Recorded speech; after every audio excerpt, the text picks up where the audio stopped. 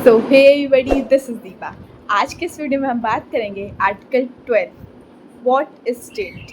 पहले के टाइम पे रूलर्स के पास पावर्स होती थी जिससे कि और सब्जेक्ट्स के राइट्स और लिबर्टीज़ को हमेशा प्रोटेक्शन नहीं मिलती थी। लेकिन टाइम के साथ साथ ह्यूमन थिंकिंग डेवलप हुई और लोगों ने रियलाइज़ किया कि कुछ राइट्स ऐसे होने चाहिए जिन्हें ईजिली वायोलेट या इग्नोर ना किया जा सके। इसी डेवलपमेंट के थ्रू पहले मैग्ना कार्टा, फिर बिल ऑफ राइट्स और फिर फाइनली फंडामेंटल राइट्स का कॉन्सेप्ट और स्ट्रॉन्ग होता गया।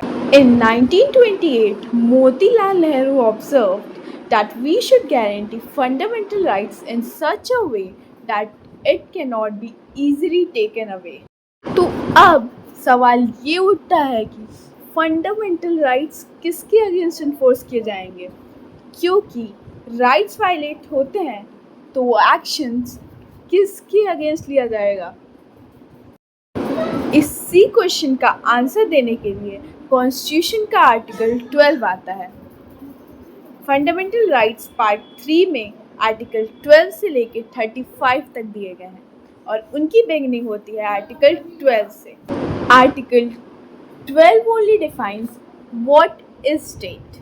आर्टिकल 12 के अकॉर्डिंग स्टेट में इंक्लूड होते हैं government and parliament of India, government and legislature of India, और फिर आते हैं लोकल अथॉरिटीज़ और other authorities. Local authorities has been discussed in section 3 clause 31 of the general clause act. Simple language में समझें तो municipalities, district boards, village panchayat और local self governing bodies जिसमें आ सकती हैं। लेकिन सबसे ज़्यादा डिस्कशन होता है अथॉरिटीज़ पर।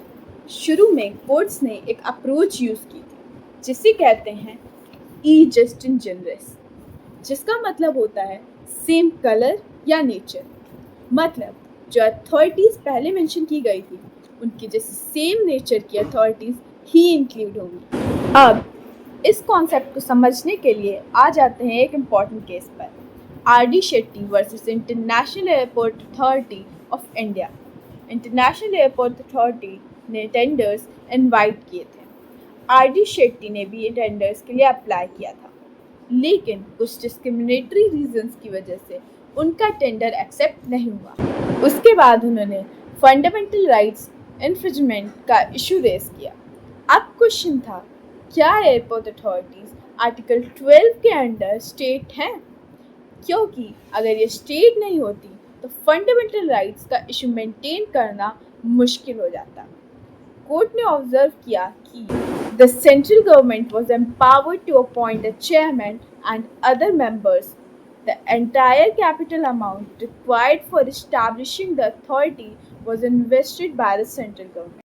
Central government was also empowered to transfer the management of various airports. इन सब ऑब्जर्वेशंस को देखते हुए सुप्रीम कोर्ट ने होल्ड किया कि international airport authority will be a state under article 12। Court ने यहाँ एक और इम्पॉर्टेंट प्रिंसिपल एक्सप्लेन किया, सिर्फ गवर्नमेंट डिपार्टमेंट होना ज़रूरी नहीं है। अगर किसी बॉडी पर गवर्नमेंट का डीप कंट्रोल, फाइनेंशियल असिस्टेंस या मैनेजमेंट इन्फ्लुएंस हो और वो पब्लिक फंक्शंस परफॉर्म कर रही हो तो वो इंस्ट्रूमेंटलिटी और एजेंसी ऑफ द स्टेट बन सकती है। इसी रीजनिंग को लेटर जजमेंट्स में और डेवलप किया गया और गवर्नमेंट कॉर्पोरेशंस तक एक्सटेंड किया गया। अब कोर्ट्स ने कुछ इंडिकेटर्स भी डेवलप किए जिनके थ्रू डिसाइड किया जा सकता है कि कोई बॉडी स्टेट है या नहीं। First, financial resource, government major funding source हो। Second, function character, functions public या गवर्नमेंट नेचर के हों। Third, deep and pervasive control, government का स्ट्रॉन्ग कंट्रोल हो। फोर्थ, प्रायर गवर्नमेंट एक्टिविटी, जो काम पहले गवर्नमेंट कर रही थी और बाद में किसी बॉडी को ट्रांसफ़र किया गया हो। फिफ्थ, मोनोपोली स्टेटस और अथॉरिटी, बॉडी को स्टेट सपोर्ट या स्पेशल अथॉरिटी मिली हो। और इन सब फैक्टर्स की हेल्प से कोर्ट डिसाइड करती है कि कोई बॉडी आर्टिकल 12 के अंडर स्टेट मानी जाएगी या नहीं। With this, we come to an end of this video. Thank you so much for watching. Jai Hind.